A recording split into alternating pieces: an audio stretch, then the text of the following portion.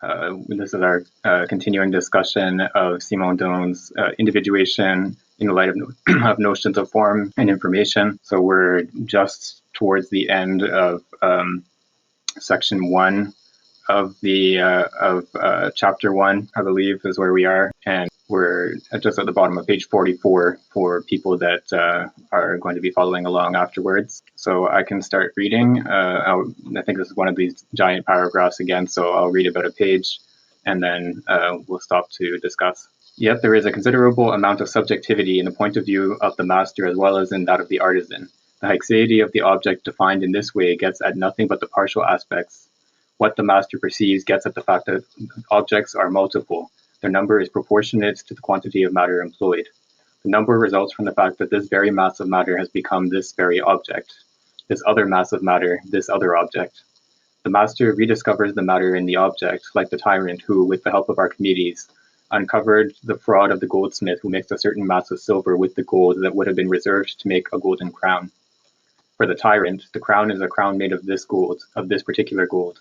Its haixeity is foreseen and awaited even before the action of fabrication, since the artisan, for the one who commands without laboring, is the man who possesses the techniques to transform the matter without modifying it, without changing the substance.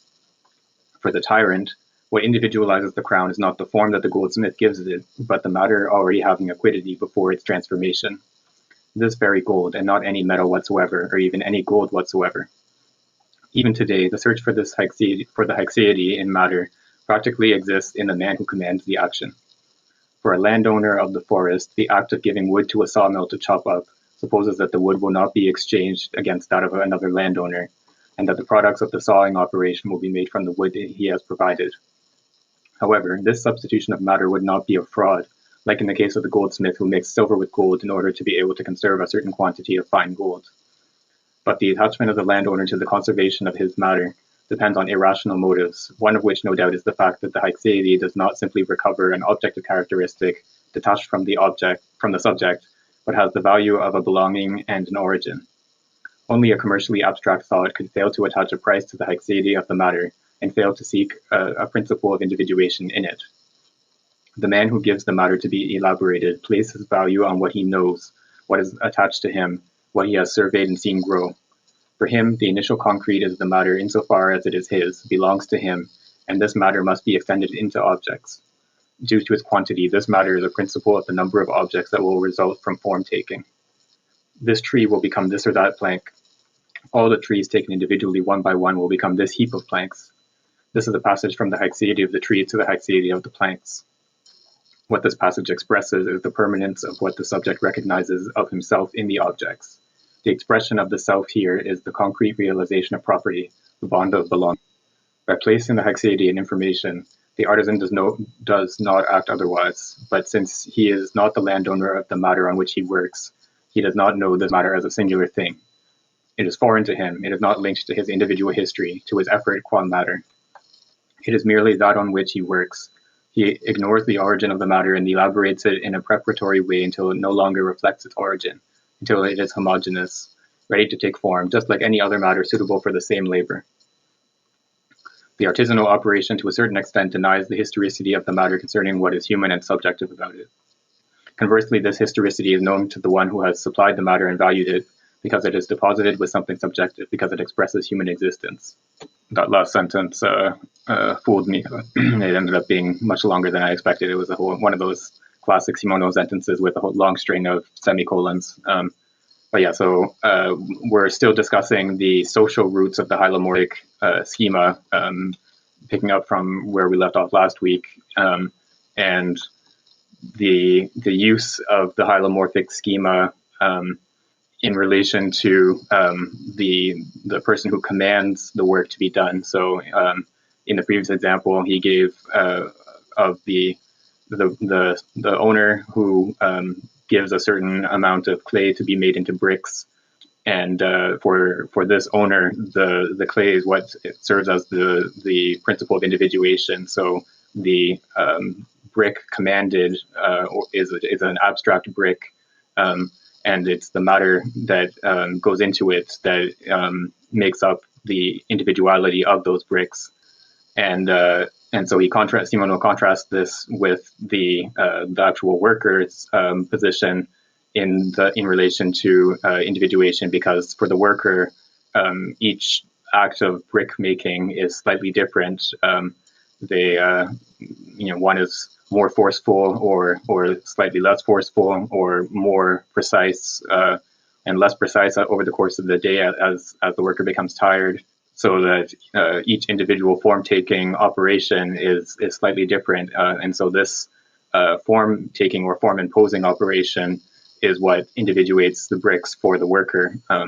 So there's a social root of these two different approaches to the hylomorphic schema, or two different versions of the hylomorphic schema in terms of where we find the principle of individuation. And then now he's qualifying that a little bit in the sense that so as he says, there's a considerable amount of subjectivity also in the point of view of the artisan. So both the master and the artisan have this subjectivity to their view on individuation. So the subjectivity for the artisan, it consists in the fact that there's a certain abstractness that still remains in the act of the artisan, in particular with relation to the matter employed. And so he gives the example of there's a famous story, I forget what the actual source of it is, but a story that about Archimedes being able to determine that this artisan had falsely, this artisan was given gold to make into a crown, and the artisan took some of the gold, kept some of the gold, and mixed silver in with the rest. And Archimedes was able to discover this based on the mass of the crown. It was, I guess, slightly lower than it should have been. I think gold is denser than silver, if I remember correctly. And so the mass of the crown was less than it should have been. And so Archimedes was able to discover the fraud because of this. And so the relationship of ownership of the matter that goes into the object produced implies a certain relationship to the haecceity of that matter. So it's not just any matter, any metal or whatever that goes into the crown that satisfies the owner. It has to be gold, and in particular this gold that I gave to the artisan to produce the crown from. So on the one hand, the owner has this sort of external relationship to the individuation because they are not involved in that process of form taking. But on the other hand, they also have this attachment to the haecceity of the matter in a way that the artisan does not have. So these different perspectives are complementary in a way. It seems like, to me, part of what he's setting up, like, this is still a critique of the technical operation, a critique of hylomorphism because of its dependence on the technical operation, which is inseparable from the social dimension. And so, like, the two perspectives that the social dimension gives rise to, neither of them is sufficient. Neither of them gives like a complete picture of the actual process of individuation. So maybe that's another problem with hylomorphism itself. Yeah, I think that's sort of what I was trying to get at with describing them as complementary, these two perspectives. And we can compare this also with the remarks that we saw in the introduction, where Simondon says about the use of complementary concepts in relation to quantum physics. It shows the way that concepts, in the strict sense that he wants to use the term, concepts are inadequate to grasp individuation. So here I think we can see the same thing when the hylomorphic schema wants to try to grasp the individuation of a brick or any other object. It ends up with these two sort of complementary perspectives, and neither one is capable of fully grasping that operation. And so I think that same complementarity is present here as well as in the example of quantum physics. Do you think it would be correct to say this? Because I found it an interesting, I was saying in the chat, reversal of like you would think that the one ordering, or the capitalist or the king or whoever it might be, would be the one who has this kind of more anonymous relationship with matter, or like, they're indifferent to hexaity because they just are constantly processing large quantities of it and ordering people to do different things with it. But then he kind of, and then you would think the artisan who works very closely with each individual piece would be the one who's very, in touch with the individual, the quiddity of each thing. But that it's as though he's inverting it and saying, well, no, it's actually the one who is sort of the false, like, transcendental subject that's ordering these things to be made and is conceiving of it in the hylomorphic schema, actually deeply cares about from whence, or where the product came from, because it's their so-called investment, or their, it's part of this whole project that they're undertaking. So the lumber that they cut, or the clay that was mined for them, versus the artisan kind of, since they were, the way I'm gathering it is that it's not quite a direct sort of Marxist critique, but in a way it's like because they're alienated from the thing that they're producing, it almost doesn't matter to them where it's coming from. And so I don't know, does that make sense? It seems sort of inverted in an interesting way. Yeah, I think that's right. I think there's almost a dialectical. Simondon wouldn't like the use of that term because for him this is not a dialectical process, but there's a sort of inversion from one moment of the argument to the next, where he at first he sets up as if the artisan has this, as you said, sort of a closer relationship to the object being worked on, and you would sort of expect them to have a relationship to the matter that they work on. But then in the next moment, he inverts that expectation. And I think we can compare this to notions of alienation. But I would say with the proviso, I guess, that in the technical object book, he criticizes to some extent the Marxist notion of alienation, because he thinks that alienation has to do with, or what is described as alienation has to do with a lack of comprehension of the technicity of technical objects. Having that grasp of that technicity would be an overcoming of that alienation. So in the case of the artisan who is producing a brick or whatever other structure, they don't have that same separation from the technical object that we can identify in, say, modern factory production, where you have a worker who doesn't even need to know how a machine operates in order to fulfill their task in relation to that machine. And so having that alienation in the sense that Simondon uses the term in terms of being ignorant of or separated from the technicity of the object. So in the case of the artisan making the brick, they don't have that same separation. But I think outside of Simondon's specific use of the term, I think it would make sense to describe this as alienation.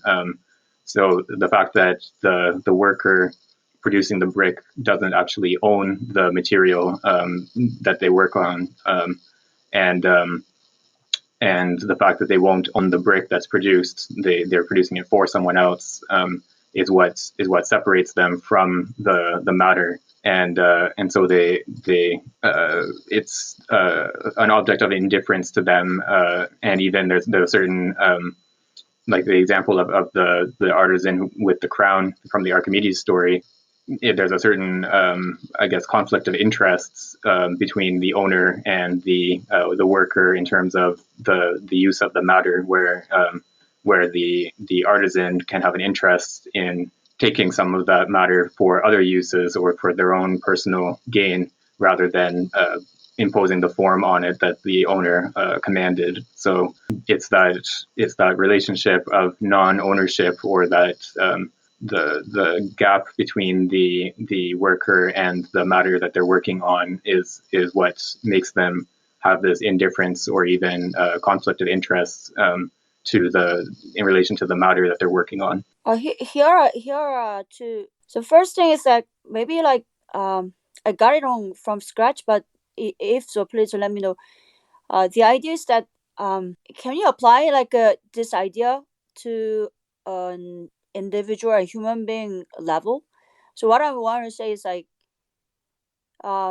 terms of agency or subjectivity, maybe we can say that artisan or proprietor and both proprietor, artisan, and the material like a brick or other kind of a material technical object both experience individuation. So what I want to say is for example, brick, it transforms its quality or quantity or shape, everything itself, and at the same time, a proprietor or artisan themselves, they also experience some kind of individuation. Second side is that if you move our lens to the human being, kind of in terms of agency and then subjectivity of individuation.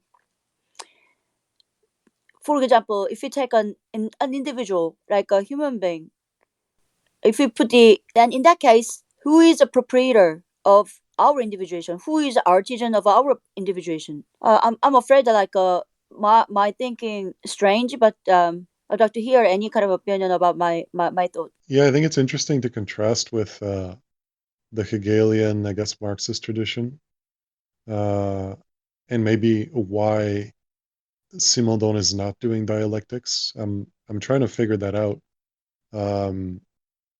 So I guess the way alienation is overcome, I mean, for Hegel, it's very definitely a kind of intersubjective. The dialectic is intersubjective, right? Like he has the whole moral account of evil and its forgiveness that overcomes this.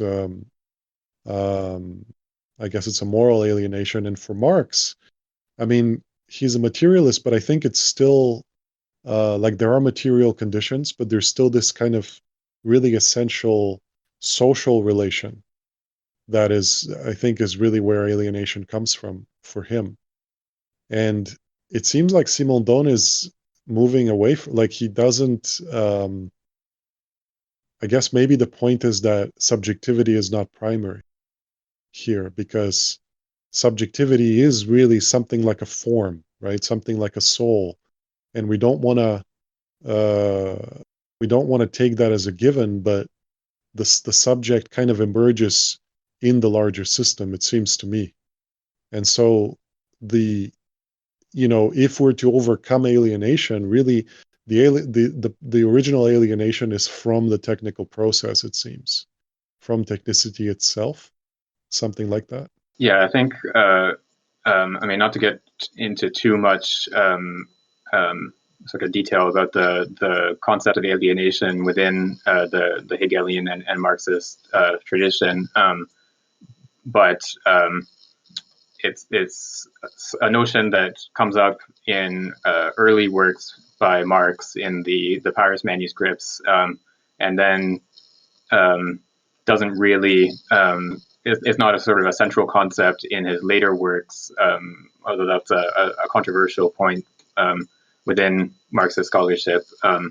But I think you're right to say that there's a big difference between the way that Simondon is using the notion of alienation and the overcoming of alienation compared to the way Marxist theorists have thought about it. In that, for Simondon, that alienation is primarily something intellectual, in the sense that it's a non-understanding of the technicity of technical objects. So there's technical objects have a technical essence that you can grasp through understanding their functioning. Having that grasp is a matter of incorporating that functioning into culture, and so he talks about a reform of education to incorporate technical knowledge into the sort of general culture in the same way that we have a certain literary culture as like the sort of baseline that everyone is expected to know. So it's an intellectual transformation, a transformation of the education system, and so on. But it doesn't change the ownership of the technical objects themselves. And it seems like for Simondon, what he's describing as alienation is something that we could overcome without changing the ownership of technical objects. That we could reform education in this way and have classes of mechanology or general technology, as he calls it, and incorporate this technical operation into culture in the way that he's arguing for, without having any change to ownership of technical objects. Whereas, of course, in the Marxist tradition, that alienation from alienation from the object of work is a result of those ownership relations, and so it's not possible to overcome that relationship through some sort of intellectual transformation or transformation of the education system or something like that. It requires a transformation of ownership of means of production. So yeah, there is a very different understanding of alienation and how it's related to social relations between Simondon and then the Marxist tradition.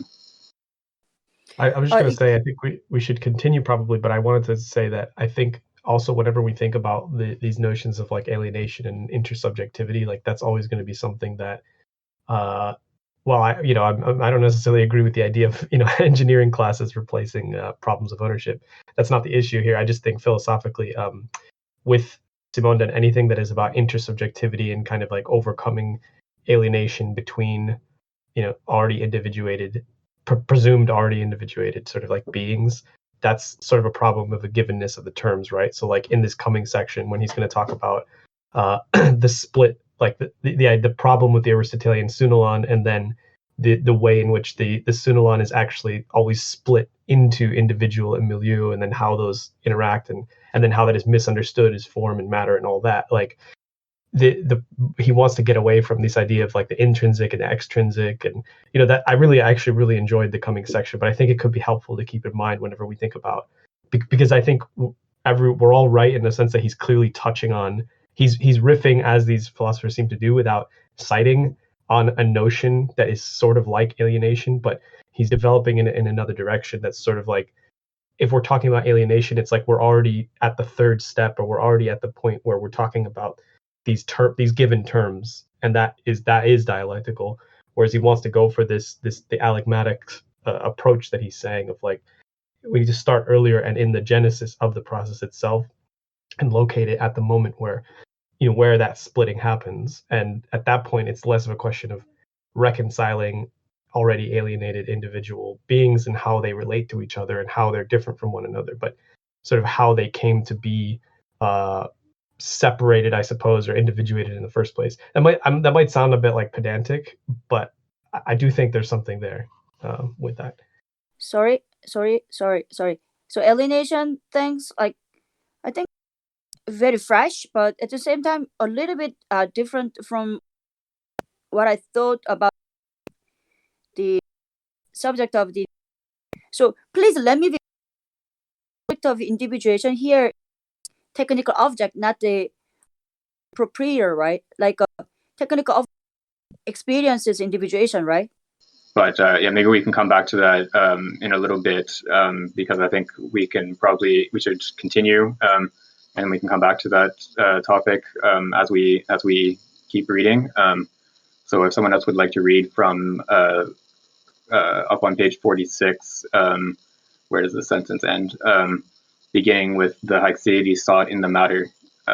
So if someone else would like to volunteer. The haexiety sought in the matter depends on a lived attachment to a specific matter that has been associated with human effort and has become the reflection of this effort. The haexiety of the matter is not purely material.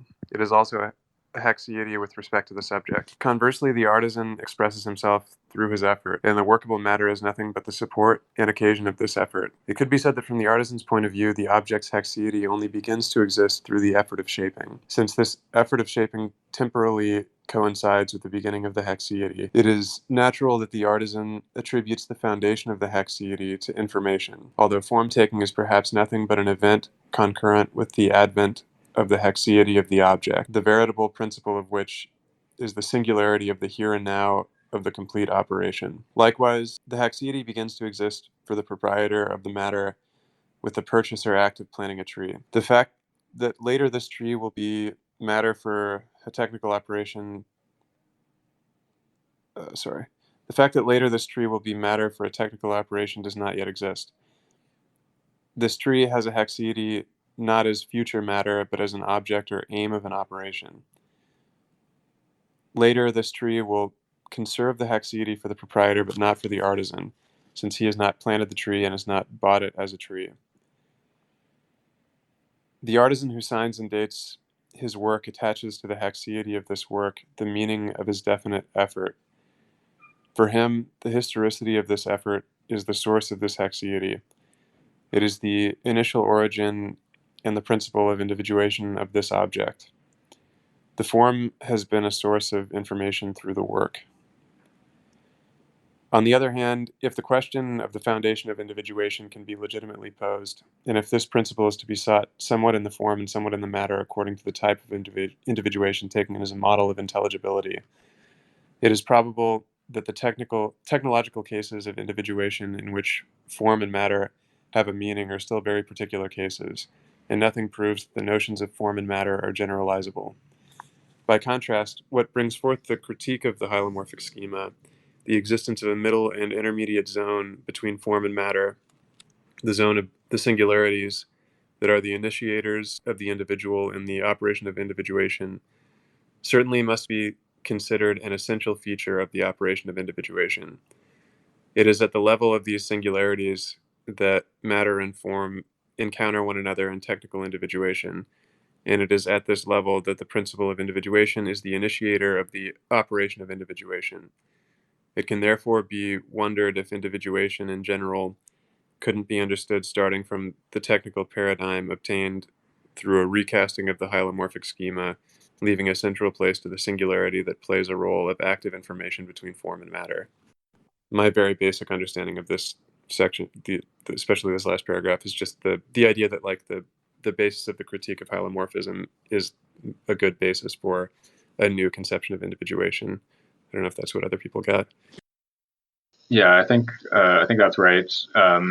So the notion of, or the critique of hylomorphism was that dark zone or obscure zone in between form and matter, where they interact with each other. And what he's saying in that last paragraph is that if we look more closely at that zone, that intermediate layer between form and matter, then we will start to we'll see it as not just as a obscure zone and dark zone, but we'll see it as an area of singularities and of active information. And so we gain a better understanding of individuation itself by looking at that intermediate layer. It's not purely a negative critique in the sense that it doesn't just sort of remove an erroneous theory, but it's a critique that substitutes a better theory for the erroneous one. And so we'll start to see in the next section what that better theory implies in more detail. Okay, so I think we can go on to the next section, section 3 of the first chapter, and then we have subsection 1, reality and relativity of the foundations of individuation. Sorry, a foundation of individuation. So if someone else would like to read, say, just the first paragraph, and then on to the next beginning of the next page. Just read the first one, and then maybe halfway through the next page because it's another big paragraph, I think. 3, the two aspects of individuation. 1, reality and relativity of the foundation of individuation. I have square brackets here. The individuation of objects is not entirely independent from the existence of man. The individuated object is an individuated object for man. In man, there is a need to individuate objects, which is one of the aspects of the need to recognize oneself and to rediscover oneself in things, and also to rediscover oneself therein as a being who has a definite identity that is stabilized by a role and an activity. The individuation of objects is not absolute. It is an expression of man's psychosocial existence. However, it cannot be arbitrary. There must be a support that justifies and receives it. Despite the relativity of the principle of individuation, such as it is invoked, individuation is not arbitrary. It is indissociable from an aspect of the object that it considers, perhaps wrongly, as the only one possessing a signification. But this aspect, nevertheless, is truly recognized as having a significance. What does not conform to the real is the exclusion of the other points of view within which one could be placed to find other aspects of individuation. This is the unique and exclusive attribution of the principle of individuation to a given type of reality, which is subjective. But the very notion of individuation and the search for individuation, taken in itself as expressing a need, are not devoid of signification. The subjectivity of individuation for man and the tendency to individuate objects should not lead to the conclusion that individuation does not exist and does not correspond to anything. A critique of individuation should not necessarily lead to the disappearance of the notion of individuation, but instead should prompt an epistemological analysis that should lead to a veritable apprehension of individuation. I have a footnote here that I don't have in front of me. I guess we'll just pass that over. Yeah, sorry, I'll just interrupt. Alyosha posted in the chat the footnote there. So it just says that that first paragraph that's in square brackets was removed from the 1964 edition. So the first part of this book was published in 1964 as a separate book, and there's a couple of little passages like this that were removed, just I guess for the purpose of making it self-contained as one book rather than as a portion of the larger work. Actually, I think we can stop there and discuss a little bit because there's some points to go over in this paragraph, and then we'll continue from there. So yeah, there were a couple of translation points that I thought were maybe questionable. They're probably not like big. It's probably not a big deal, but where I would translate it differently than the way he's translated it. So in that first sentence,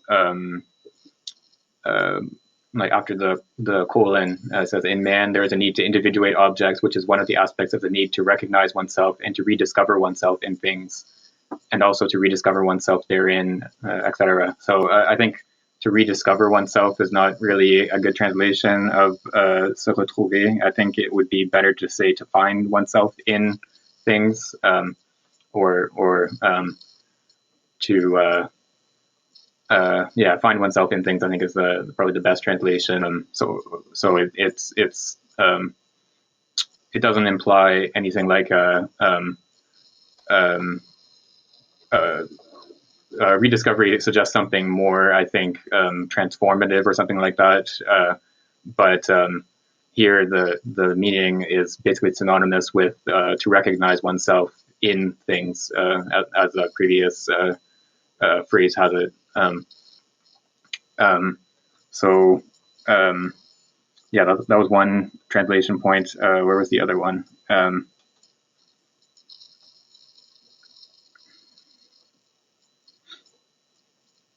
I can't see it right now. But yeah, in terms of the meaning of this passage, so he's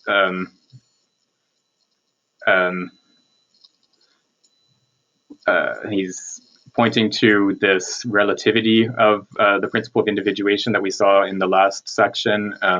So the fact that different social roles will incline people to find the principle of individuation in different aspects, whether form or matter. So there's this relativity of the principle of individuation, but that doesn't mean that individuation itself is something arbitrary. That it doesn't mean that individuation is not something real. So what he wants to do with his what he calls this critique of individuation is to get beyond that purely relative search for the principle of individuation towards a grasp of the real individuation process. And so that's what we're going to be moving towards throughout this section is that grasp of that real process.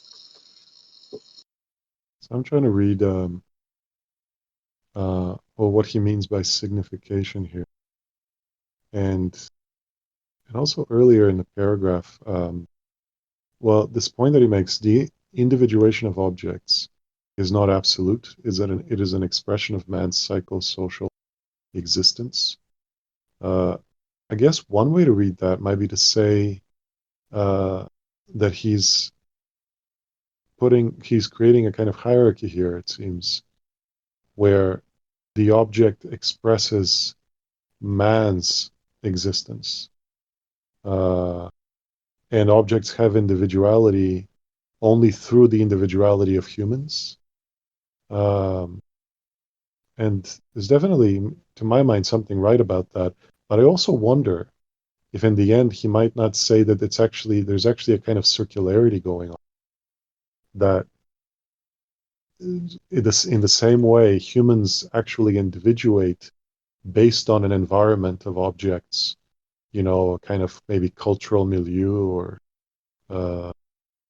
something like that.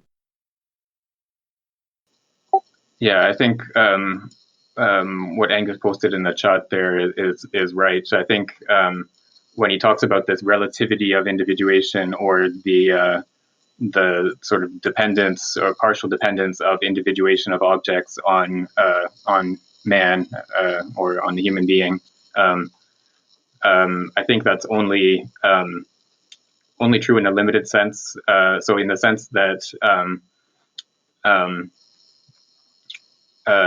individuation of technical objects, which is what we've been discussing, or this technical individuation, this form matter individuation, is relative to human beings in the ways that he discussed in the last section. But other forms of individuation, like vital individuation that he's going to discuss later, the more you can say natural forms of physical individuation, like the crystallization that we're going to get into, I think, in the next, the third chapter, I believe. Some of these examples are examples of individuation that are not relative to human beings in that sense, in the same way that the form matter individuation is. So there's it's only relative to this technical individuation. That technical individuation is relative to human interests or human social roles, but individuation as such or in general is not relative to human interest in the same way. First thing I'd like to ask is about your translation thingy. I saw the French text and then it says se retrouver dans les choses. So se retrouver is different from trouver. Retrouver is like the rediscover. So I think translation doesn't have any problem. I think se retrouver, I think, has more of a meaning here of to recognize oneself in things rather than to. So the idea of rediscovery, I think, suggests something transformative. So we talk about someone, rediscovering themselves. I don't know. I guess if they change their career or something like that.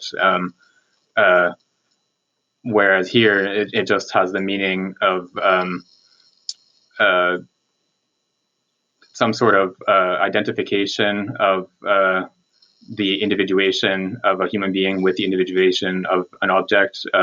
So it's because human beings are individuals that they have a need to identify the individuation of objects, and that individuation of objects is therefore relative to this human need. So I think that's the meaning of se retrouver in that context. I like you understood like the retrouver is like a transformation, because my understanding of individuation is like a transformative becoming. So from the genuine original identities to the other things, like I think Simone tried to explicate the process of becoming. So I think that's much closer to transformation. So in that sense, I think retrouver can be just like rediscover, not just like discover, like rediscover, but it depends. Maybe like we can think it more by reading further. And then second thing I'd like to ask is like, I think our discussion is more I don't know, directed to anthropocentric. Like I I don't know, like it's like for me, to me it's quite a reciprocal. So individuation could happen to technical object at the same time. For example, a human being who is associated or related to the technical object also may experience individuation. So I'm wondering, this individuation process can be reciprocal, and then it's not just one time thingy. So it's kind of like a continuous, incessant loop. I mean, not exactly loop, but anyways, incessant process of becoming transformation. Yeah. So I think you're right that that idea of individuation as a transformative process is probably what the translator Taylor Adkins had in mind when he chose that term. So yes. So I guess my suggestion was not so much a rejection of the term, but maybe a different nuance. But yeah, so in general, the process of individuation, of psychic individuation, and then collective individuation that take place in human beings is a transformative process. So that there's it's not simply or it's something much more involved than the form taking that that we've been discussing in the case of the technical object. But I don't want to spend too much time on that translation point, because I don't think it's ultimately that important which translation we choose there. But I think the idea that you were pointing to about the reciprocal nature of individuation is, I think that's right. I think that's correct, in the sense that, so in the same way that in this passage he's pointing to the relativity of individuation of objects to human individuation. So it's only because human beings are individuals and undergo processes of individuation that they're capable of individuating objects, and that they have this need to individuate objects, as he puts it. It's a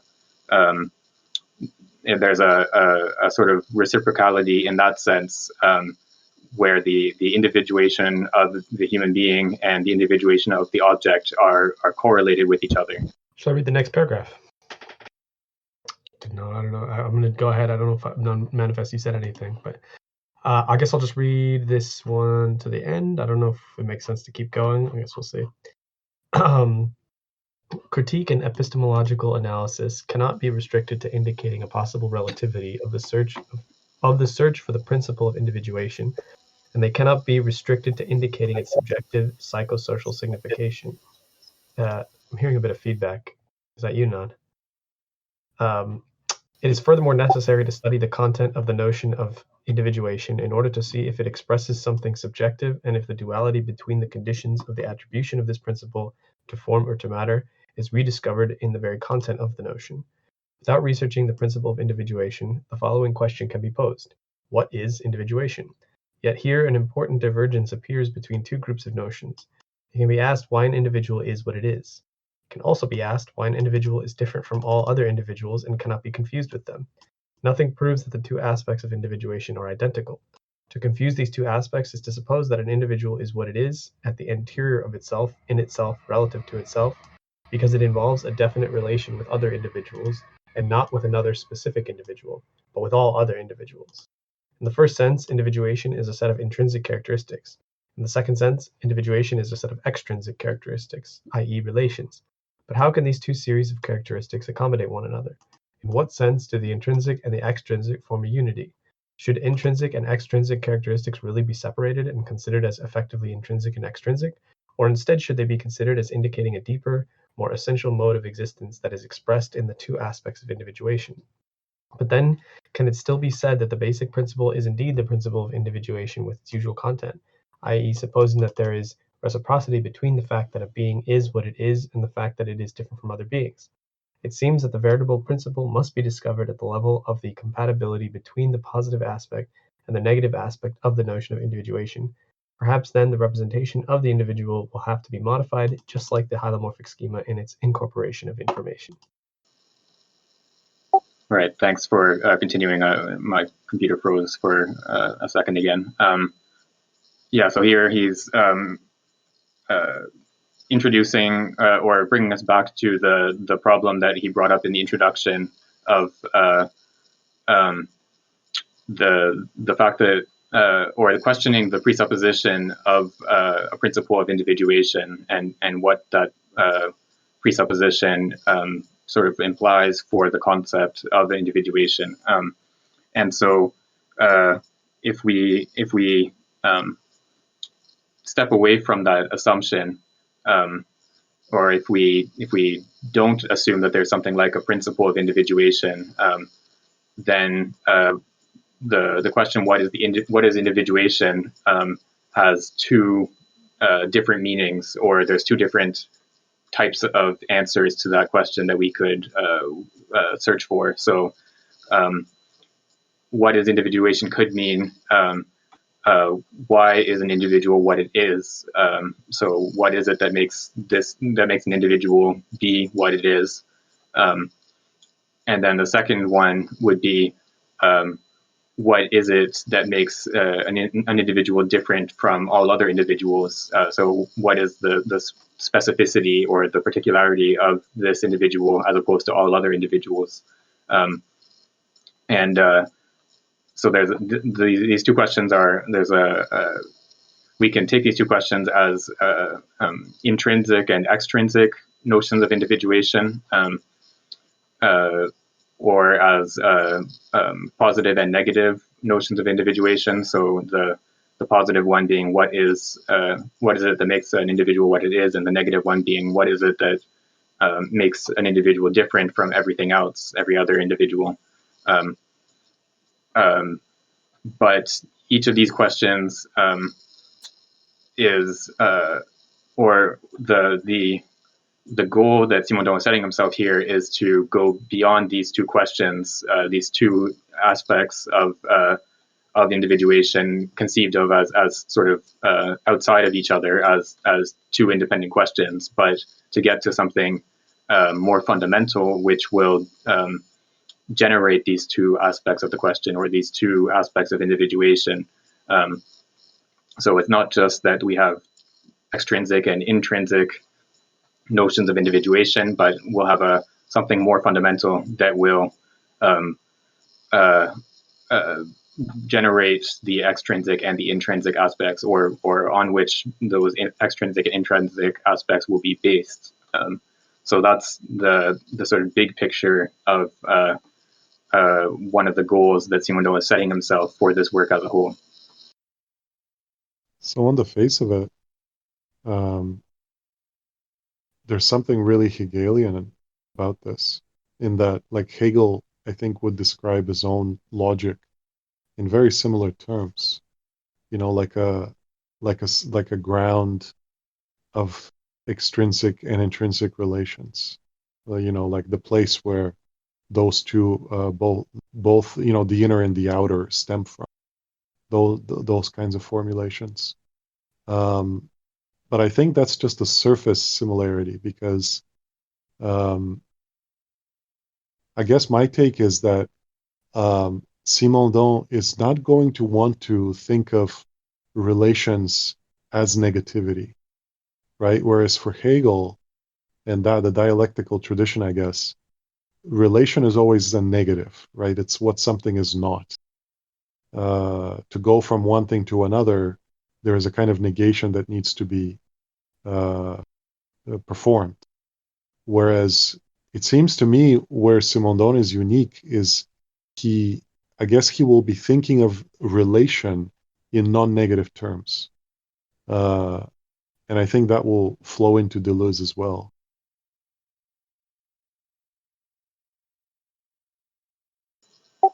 Yeah, I think that's a good comparison, or a good contrast between Simondon and Hegel on this point, because what Simondon is going to do, or the strategy that he's going to follow, is precisely as you pointed out. He's going to articulate a notion of relation that is not extrinsic.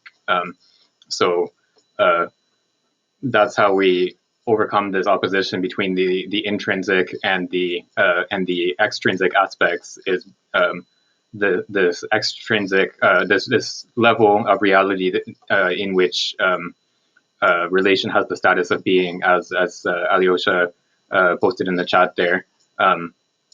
So by grasping the process of individuation starting from the pre-individual, then we overcome this opposition between extrinsic and intrinsic aspects of individuation, because we understand the relations between one object and another, or one individual and another, I should say.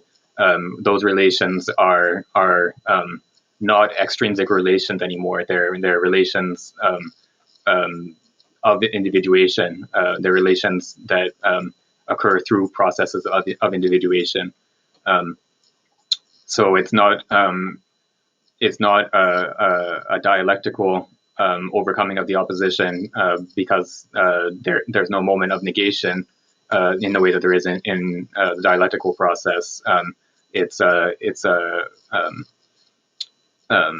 question of looking underneath that opposition, I guess, or of finding what is more fundamental than the two terms opposed, rather than whereas the Hegelian dialectical operation of overcoming that opposition is a sort of going beyond that opposition.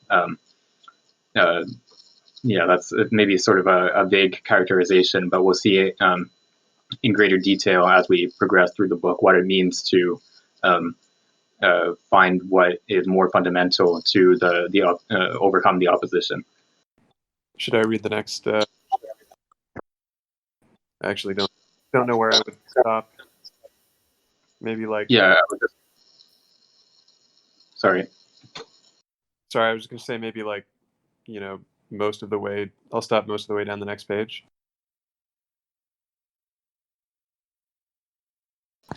really long. Yeah, that sounds good. There's a couple of short paragraphs so you can read through to halfway down the next page.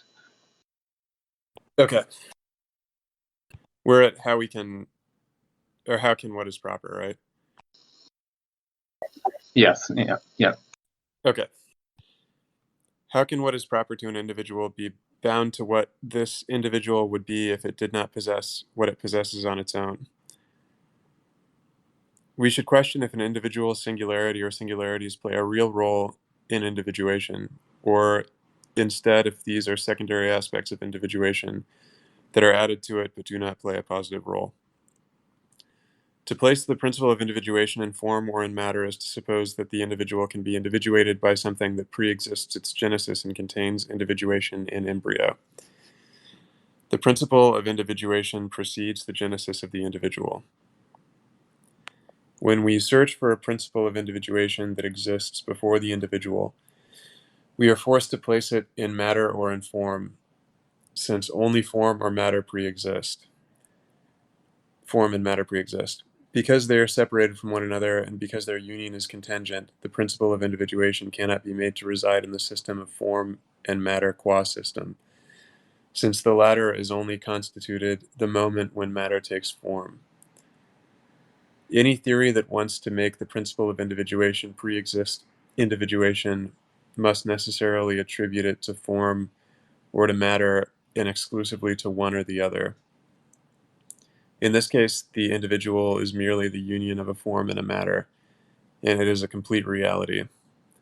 And yet the examination of the operation of form-taking as incomplete as that realized by the technical operation shows us that, even if implicit forms already pre-exist, form-taking can only be effectuated if matter and form are joined in a single system by an energetic condition of metastability. We have called this condition the system's internal resonance, which establishes an allegmatic relation during the actualization of potential energy. In this case, the principle of individuation is the state of the individuating system, this state of allegmatic relation within an energetic complex that includes all the singularities. The veritable individual exists for a mere instant during the technical operation. It lasts as long as the form taking. After this operation, what remains is a result that will begin to degrade and not a veritable individual. This is an individuated being rather than a real individual, i.e., an individuating individual, and individual undergoing individuation.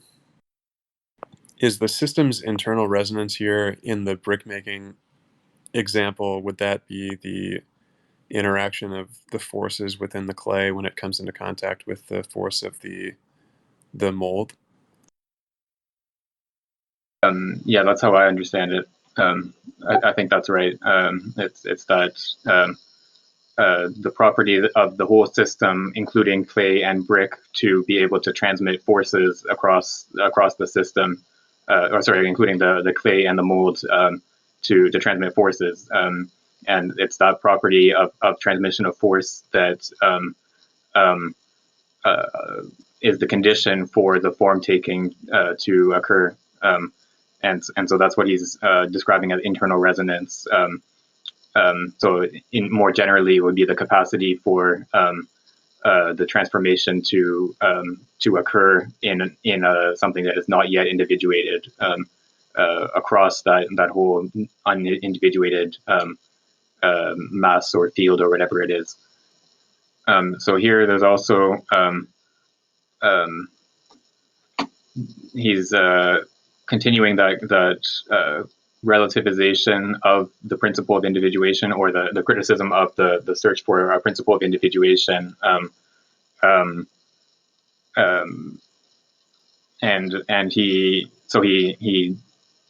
poses that in the case of the form taking operation of the brick, that what we can identify as the principle of individuation, if we really need to find the principle of individuation, is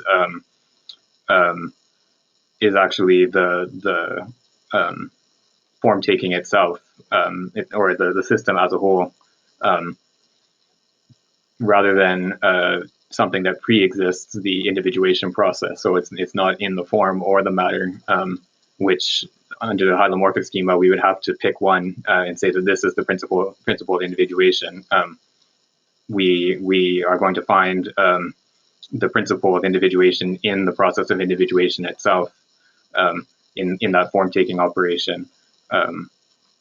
So it's by not presupposing a pre-existing principle of individuation, it allows us to focus our attention onto the process of form taking rather than on something that pre-exists the form taking operation. So I don't know if how big Simondon is on Spinoza, but I think there's a kind of Spinozian distinction, I think, going on here. So the sentence, this is an individuated being rather than a real individual, i.e. an individuating individual, an individual undergoing individuation. I guess his emphasis here is on activity and process rather than, finished outcome. And it made me think of the natura naturans and natura naturata, which shows up in Spinoza, and I think it's very similar meaning. Yeah, I think, in general, Simondon doesn't cite his sources very much, but so a couple of people mentioned that he's going to talk about Spinoza in a little bit, and I think maybe more generally, like Spinoza has a whole section in the Ethics on physics and how the individuation of matter or extended being has to do with the relative motion of portions of that extended being or of extension, because there's no void in Spinoza's system. So the principle of individuation for Spinoza is relative motion, and I think something like that, or I think that notion of like a dynamic notion of individuation that you can find in Spinoza is probably something that is sort of in the background for Simondon's theory of individuation. That what is an individual, what makes something individual is has to do with its becoming over time, how it preserves a certain structure or undergoes transformations over time. So I think there's a more general Spinozist background to some of the ideas that Simondon is developing. But yeah, I think that the contrast that you point to, that an individuated individual versus an individuating individual probably is a reference back to that natura naturata, natura naturans distinction. And just one small translation point again here is that let me just bring up the English. Sorry, it was up further.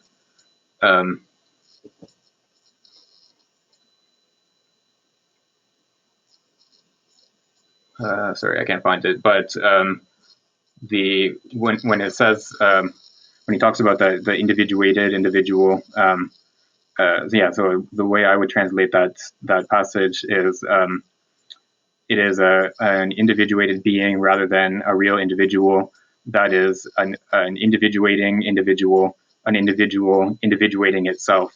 I think the translation was undergoing individuation rather than individuating itself, which I think is a better translation there, because the true individual, or what he calls the real individual here, is something that is not just a product of an individuation process, but is also the agent of individuation, or brings about its own individuation, which is what he describes as characteristic of living individual or vital individuation.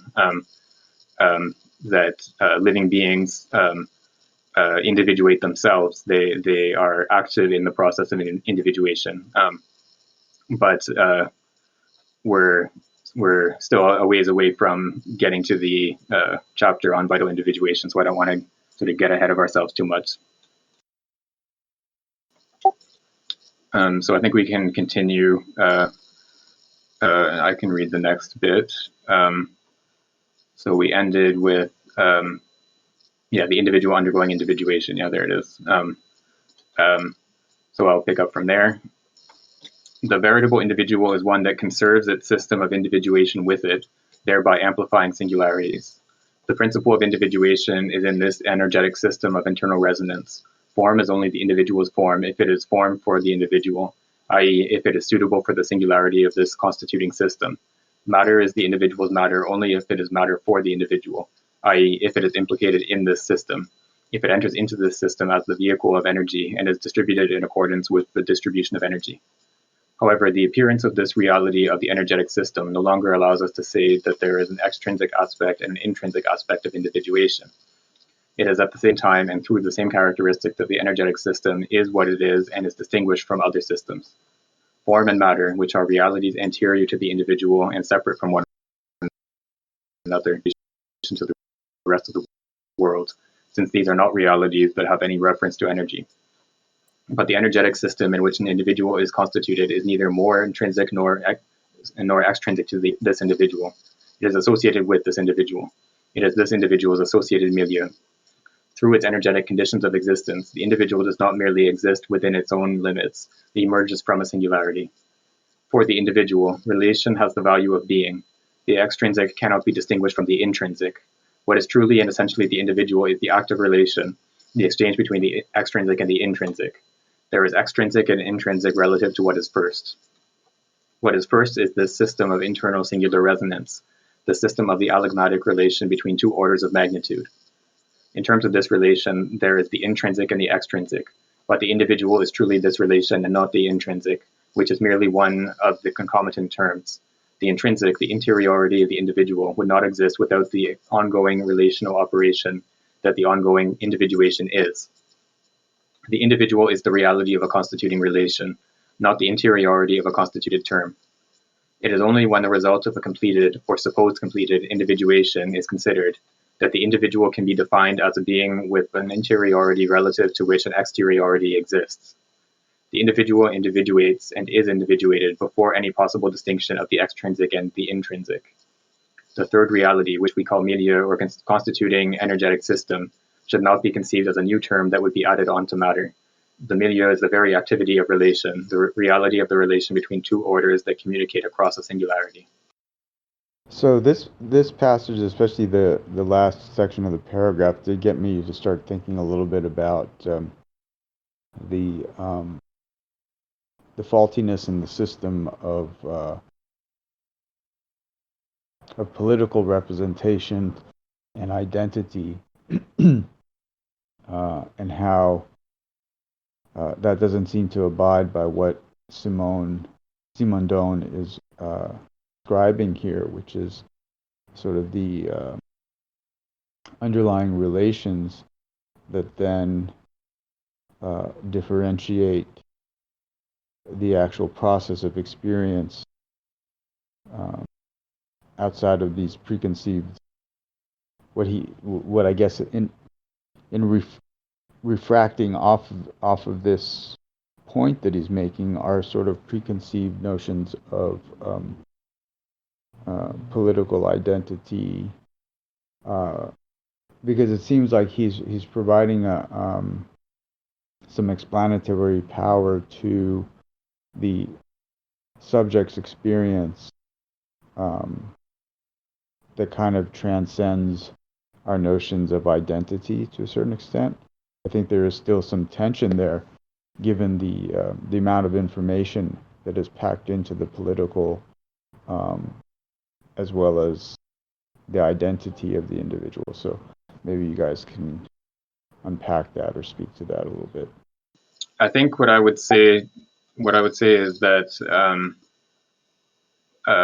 we probably won't be able to have a good grasp of political identity or something along those lines until we get to the chapter on collective individuation, because we need to get through psychic individuation first, and then collective individuation, and we'll see his concept of the trans individual, which is sort of the individuation that goes beyond one individual. So there's always the pre-individual remnant that is beyond any one individual, and so the resulting individuals, the ones that result from the psychic individuation, will be relative to the milieu, and so I think we should probably wait a little bit to discuss the concept of political identity, and how that fits in with the process of individuation as Simondon describes it. Okay, fair enough. I just wanted to add that I see some relation or parallel that can be drawn again with Bergson. And here I feel like Simondon is writing more about that he's kind of some granularity where he's writing about certain elements that are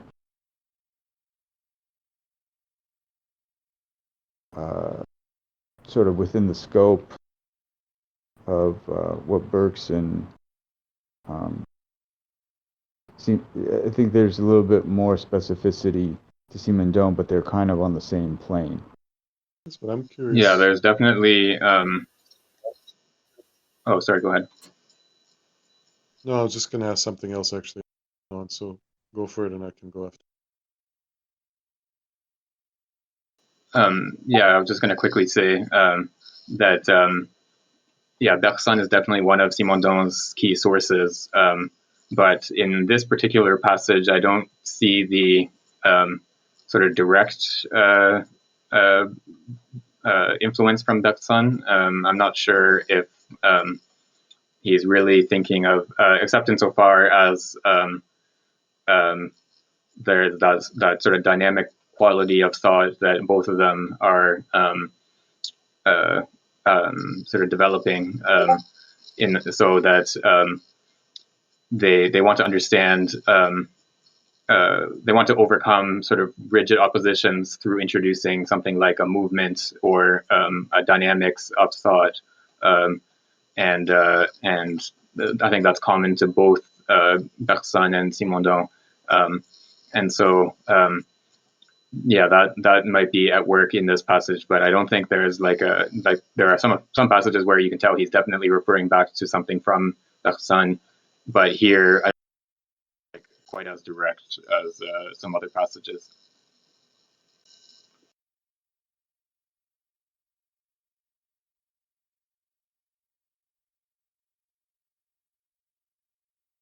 So the thing I was wondering about is how to understand the this. I guess so. To backtrack one step, I can see how the hylomorphism tends to privilege a kind of internal identity or an intrinsic identity, especially I guess if form is the individuating factor, right? Form is something inner, kind of self-contained, non-relational. Okay, I guess my question though is, if we take the milieu to be the source or kind of original, the original site of individuation, I'm having some trouble seeing how we're going to get anything intrinsic out of that. It seems to me, I guess I wonder, doesn't milieu actually privilege the extrinsic quite a bit?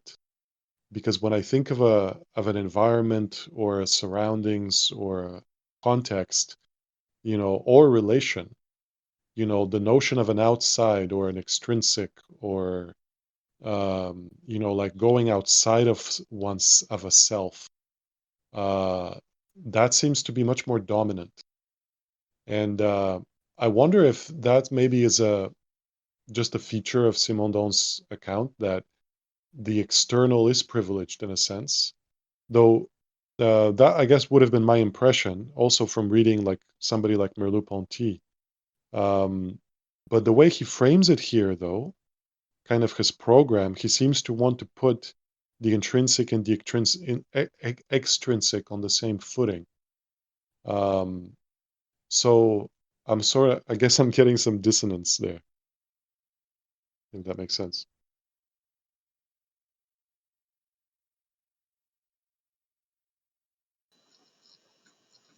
Yeah, I think that's a good question. I think what I would say in response to that is that there's the relationship between the intrinsic and extrinsic is something that's going to be secondary for Simondon, and we shouldn't confuse the level of at which we have the intrinsic and the extrinsic, that secondary level, with the pre-individual that precedes that individuation, and the level at which we have the intrinsic and extrinsic. So the pre-individual is what results in the intrinsic and extrinsic appearing as two separate aspects. It's not itself extrinsic. It's what makes it possible to have an intrinsic and extrinsic aspects secondarily. So yeah, we need to grasp the pre-individual as something that is before or prior to the opposition between intrinsic and extrinsic. So both the interiority of the individual and its extrinsic differentiation from all other individuals, both aspects will result from that pre-individual reality and the process of individuation. So I think in that sense, there isn't a privileging of the extrinsic, because it's not the extrinsic doesn't exist yet at that level of the pre-individual. And then I think you got the point, because like my understanding of the milieu is more like an environment, whether it is intrinsic or extrinsic.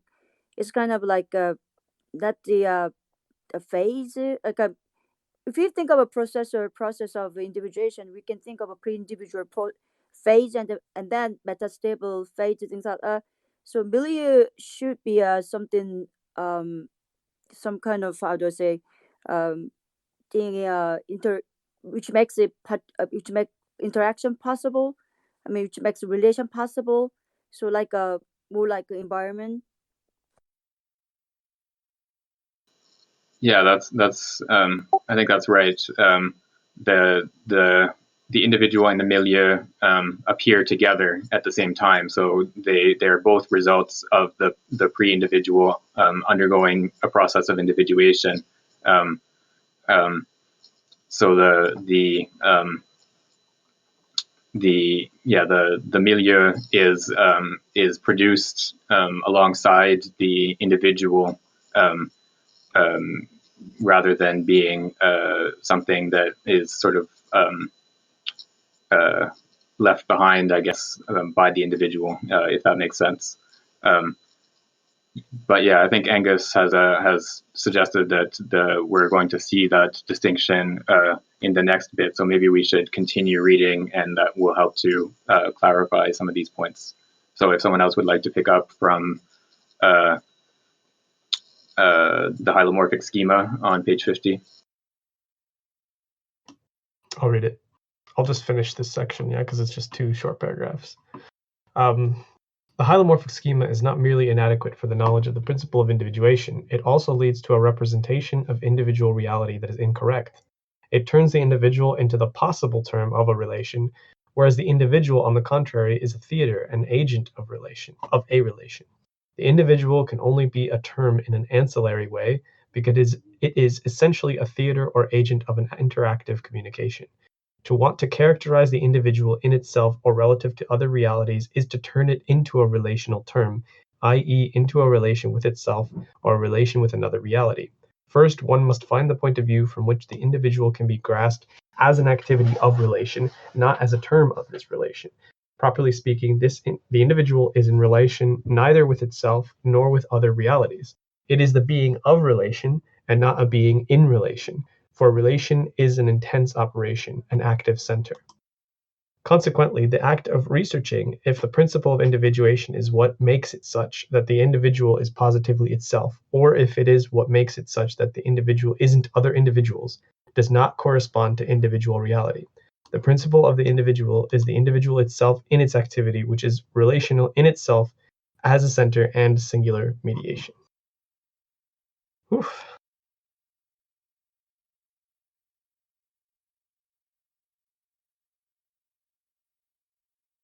I think that last bit is really helpful when he says it is the being of relation and not a being in relation, because as soon as we start talking about it sort of in relation, it very quickly we start to kind of fall into the relational term way of talking about individuals, whereas describing it as an aspect of relation, sort of like the way that the being of relation comes to be, one aspect of it is this individual, and sort of or it is individuation that produces an individual, but that's not all of that it is.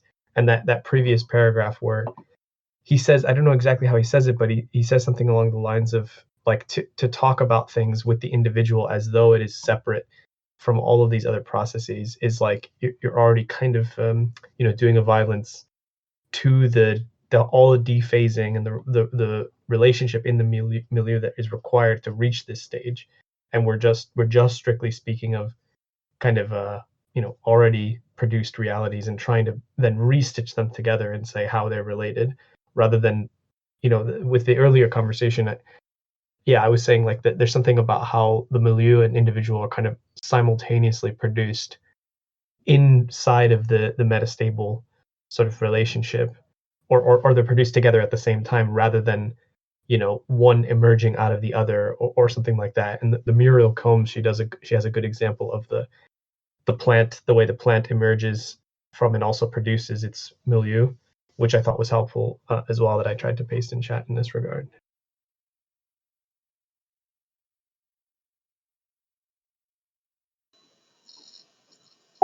Yeah, I think this is a bit of a dense section, these last 2 paragraphs. But the key idea is trying to reframe our way of thinking of individuals away from the already constituted individual towards the process of individuating instead. So that's what it means to treat to treat individuals as a being in relation, means to treat an individual as something already constituted in relation to some other entity that is already constituted.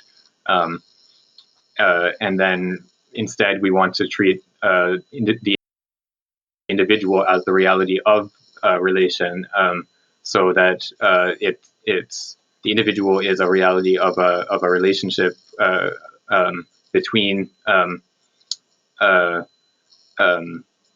the pre-individual and the process of individuation. There's the individual is not the product of a process of individuation. The individual is, as he puts it, the theater or agent of the process of individuation, and so we have to sort of reframe our thinking around away from seeing the products and instead to see the production, I think would be the sort of short way of putting it.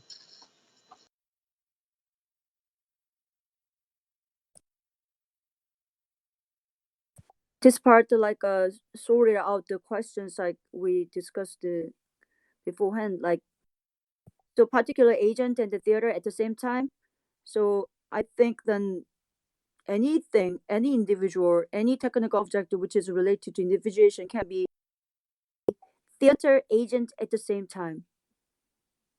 And then what I understand then of relation, not in relation, I think that has to do with the becoming, right? Like a transformation. It's such as ongoing change, things like that.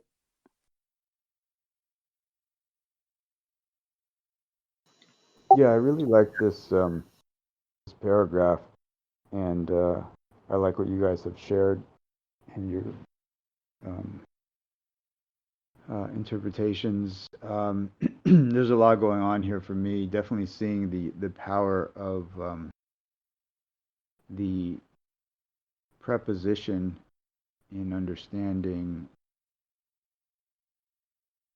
process or how to move from a semantics of objects to semantics of process. And then I was also thinking about the theater poses a little bit of a problem for me initially, because it sort of reminds me of a little bit of a simulacra when it rubs up against this sense or intuition of a poiesis. And a poiesis not just of the individual themselves, but of the interaction. So there's a lot of really amazing opening, the inside of it here, the opening into thinking about the interactive sort of poiesis. But the theater, yeah, is a little problematic because it kind of creates this imaginary aspect, or the possible slip into the remainder being a spectacle, and could lose the ever-flowing aspect of the poiesis. But there's a lot going on this and he could have just stopped at that before he Simondon, and he's kind of explicated a little bit more. But it was a real poetic aesthetic moment when he said it's a being of relation and not a being in relation. So I really like this paragraph too. Yeah, like theater is kind of like a place to be seen. What understand that kind of thing. So going back to like a break or anything like we talked about, like for example technical object, that can be the object to be seen at the same time it itself the agent of all individuation. Likewise, human being also as an individual can be an object of relation, at the same time the subject of a relation.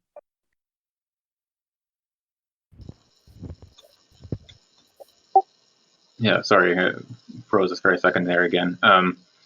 Yeah, I think what I would say is that when we talk about when Simondon talks about the individual as a theater, I think, yeah, I would not put too much weight on that concept of the theater here. I think it basically just means here a space in which actions are occurring. I think that's how I understand it. And the theater here, yeah, is so. There's always, like, each time he uses the term theater, he always says theater or agent, which is a little bit of I guess a difficult disjunction in the sense that in the sort of standard representation of a theater, you would have a distinction between the theater and the agent that performs in the theater. But here we have to understand the individual as at the same time the theater and the agent that performs within the theater. So there's the notion of the theater, we have to always think of it as theater or agent at the same time, and not as a theater alone, I think. But that's how I understand the use of the term theater here. I was just going to ask whether we started about 10 after, so we have time to start the next section, I think, and read a couple paragraphs. So if someone else would like to start the next section, if they can pick up from there. I can read I'll read the first paragraph. Section 2, the energetic foundation of individuation and milieu. We would like to show that the principle of individuation is not an isolated reality, that it is not localized within itself, and that it does not pre-exist the individual like an already individualized embryo of the individual. That the principle of individuation, in the strict sense of the term, is the complete system in which the genesis of the individual takes place. That, moreover, this system outlasts itself within the living individual as a milieu associated with the individual, in which individuation continues to take place, and that life is therefore an ongoing individuation, an individuation continued through time, extending a singularity. What the hylomorphic schema lacks is the indication of the condition of communication and of metastable equilibrium, i.e. the condition of internal resonance in a determined milieu, which can be designated by the physical term of the system. The notion of system is necessary to define the energetic condition, for potential energy only exists relative to the possible transformations in a defined system. The limits of this system are not arbitrarily selected by the knowledge that the subject gains from them. These limits exist relative to the system itself. The social notion that he discussed earlier that is true but only in a limited sense. The knowledge that the subject gains from the system. Yeah, I think that's at work here, but I think more generally he wants to. He's in the previous sentence he mentions that the potential energy is only defined in relation to a system with its possible transformations. But he wants to sort of make sure that we don't understand that as meaning that potential energy is something that it is a sort of a construct of the physicist who studies a system, and something that would not have its own reality independent from the knowing subject. So the potential energy is actually a real property of the system, independently of our knowledge of that system, and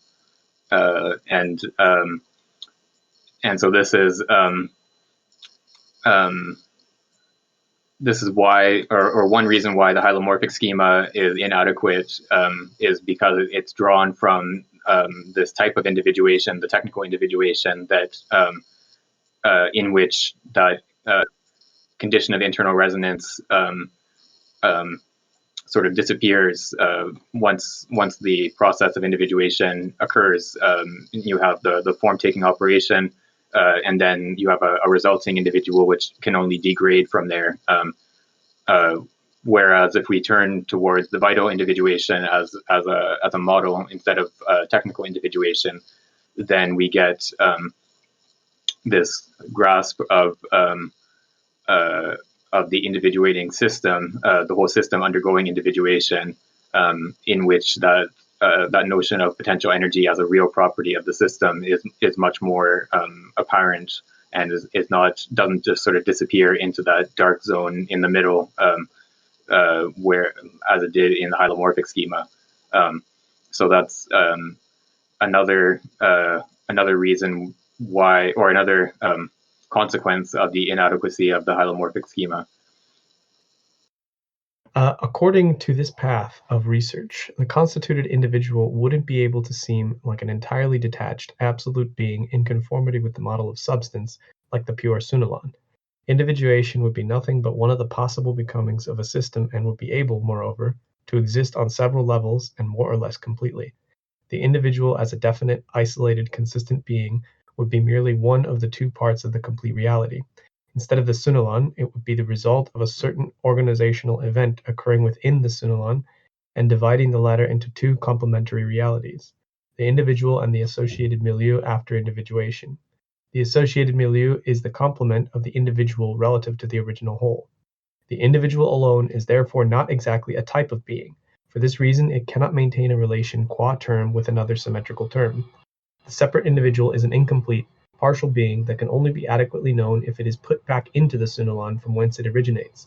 The model of being is either the Sunalon before the genesis of the individual or the individual associated milieu coupling after the genesis of the individual. I read that weird.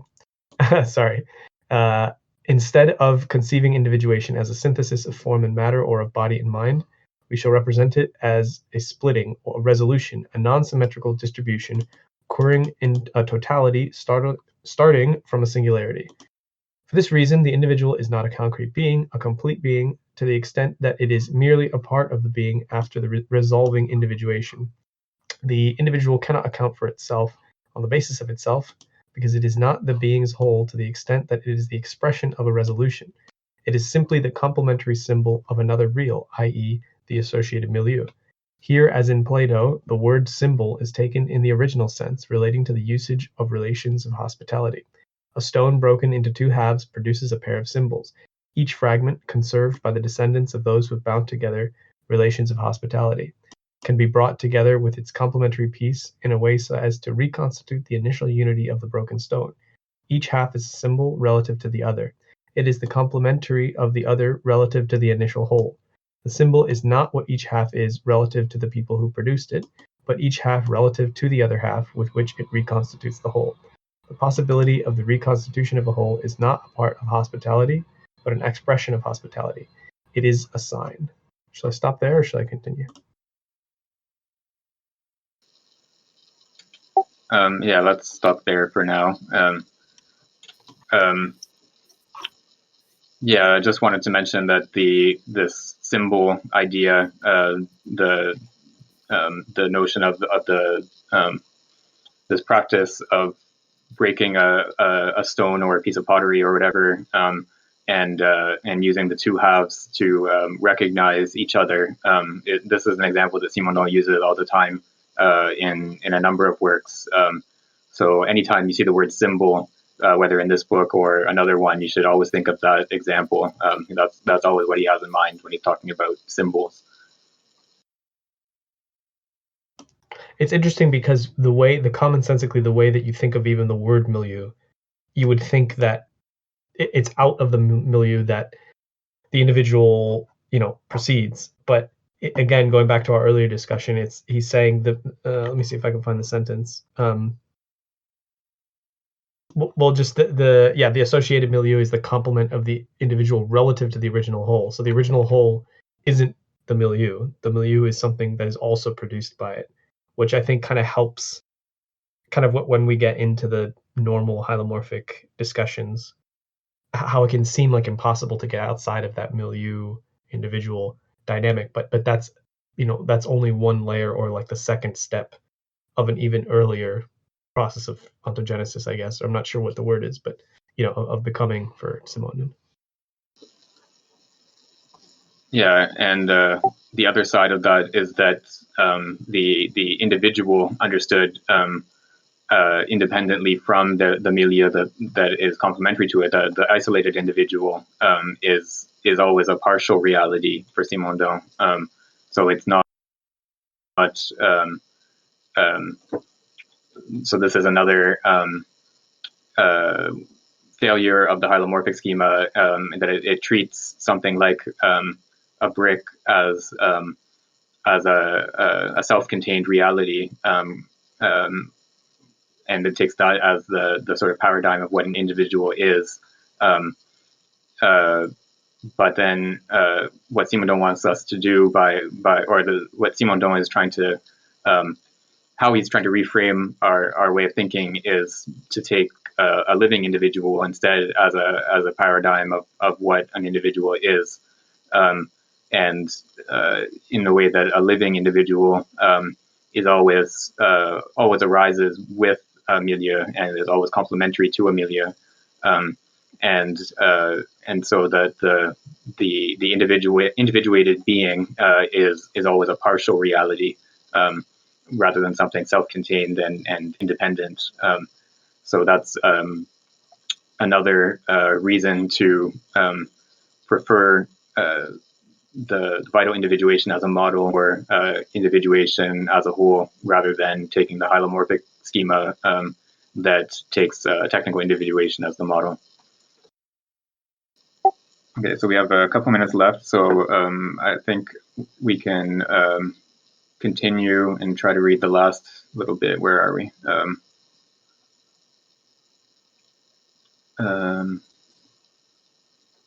Sorry, I went up too far. Right after the Plato comment, so after the parentheses, individuation. Right. Okay, I'll start from there. Individuation will thus be presented as one of the possibilities of the being's becoming that responds to certain definite conditions. The method employed consists in not being given beforehand the realized individual that must be explained, but in grasping the complete reality before individuation. Indeed, if the individual is grasped after individuation, then we wind up with the hylomorphic schema, because nothing would remain in the individuated individual except these two visible aspects of form and matter. Yet the individuated individual is not a complete reality, and individuation is not explainable by means of the mere elements that the analysis of the individual after individuation can discover.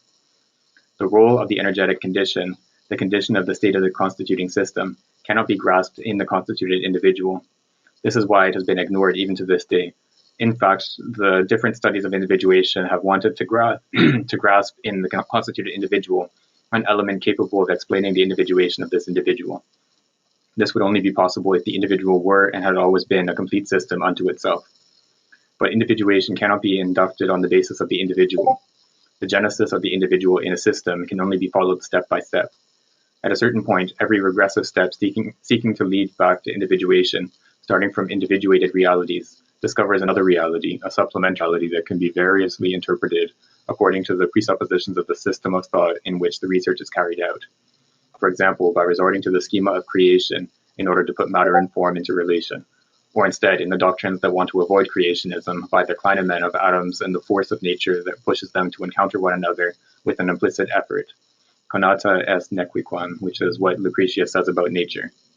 Right. So this is the as Angus has pointed out in the chat. This is the argument that he's presented in the introduction, and I think a couple of times since then, that the search for something like a principle of individuation is question begging, because you start from something that already has the character of an individual, and try to use that to explain individuation. So in the schema of creation, then you have something like a creator, a demiurge, or whatever it is that takes the matter and imposes a form on it. And in the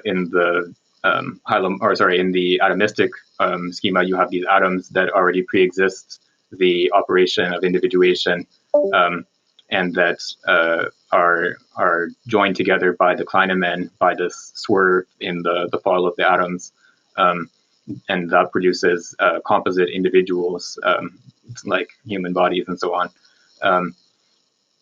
And so in each case, the explanation for individuation leads back to something that is already of the form of an individual, and so you're only pushing the problem back one step, basically. So that's the structure of that argument here, which he's given already in the introduction. Yeah, so I think that's a good place to end here at the bottom of the page, or at the top of the following page, I guess, the top of 53. So thank you everyone for participating today, and hope to see you all next week.